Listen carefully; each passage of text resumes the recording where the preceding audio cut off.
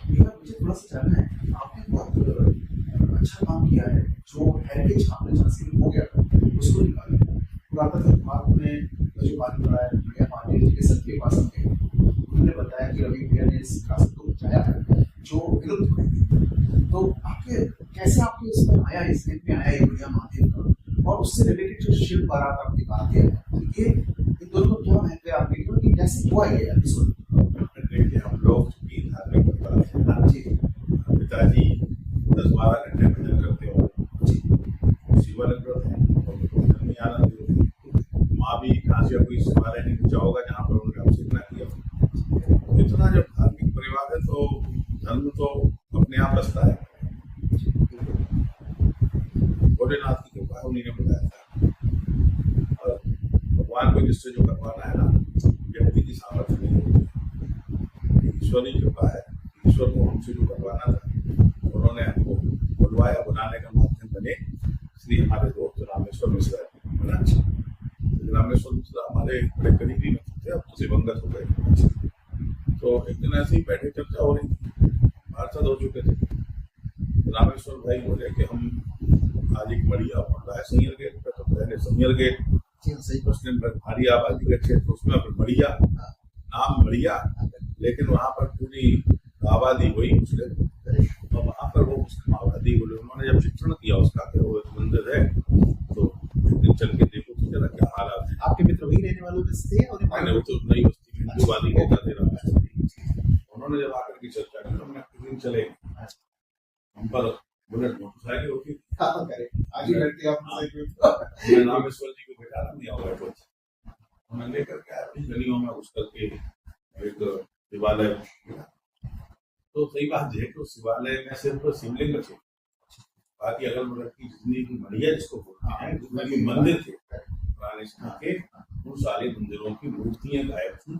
वो उसके अंदर अल्पसंख्यक समुदाय के लोग रहते थे। पूरा मैदान उसका गर्भगृह सब पे उन्हीं का कब्जा था। और जब हम गए तो पुजारी रामेश्वर थे जो वहाँ बैठे थे, उन्होंने जब हमें दिखाया तो सही में ये लगा कि ये तो अन्याय है जी जी ना, हमारी धार्मिकता के साथ अन्याय है, हमारे ईश्वर के साथ अन्याय है, इनकी हम पूजा करते हैं वहाँ पर ये सब। तब उस दिन से हुआ था कि चलो कुछ विचार करो कि यहाँ पर मुक्ति का आंदोलन चलाया जाए, क्योंकि और तो कुछ कर नहीं सकते थे, क्योंकि सपना बसपा का युग था, वो तुष्टीकरण वाला युग था। रिलीजियस सेंटिमेंट्स अगर रख देंगे आप, तो एक तरह से पुरातत्व भी तो मायने रखता है, वो तो किसी धर्म से ऊपर हुआ, ये तो हेरिटेज का मामला भी तो है, उसको तभी नहीं अनदेखा किया जा रहा था। देखिए, पुरातत्व विभाग तो संरक्षित को करता है जिनके बारे में हम लोग चर्चा करते हैं ना जी। ऐसी और बहुत सारी पुरातत्व की इमारतें जो है संरक्षित नहीं है। तो पुरातत्व ने तो एक परसेंटेज को किया, बड़ा छोटा परसेंटेज है, बाकी तो ये गोसाइयों के समय के बनाए हुए मंदिर हैं। तो गोसाइयों ने उनका झांसी में लाए थे इस गोसाइयों के द्वारा स्थापित तो प्रतिष्ठित मंदिर हैं।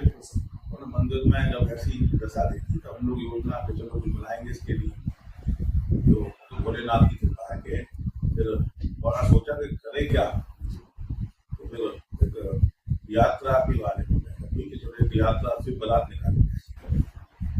शिव बारात के रूप में चर्चा हुई, प्रशासनिक विभाग भी उसका तमाम है।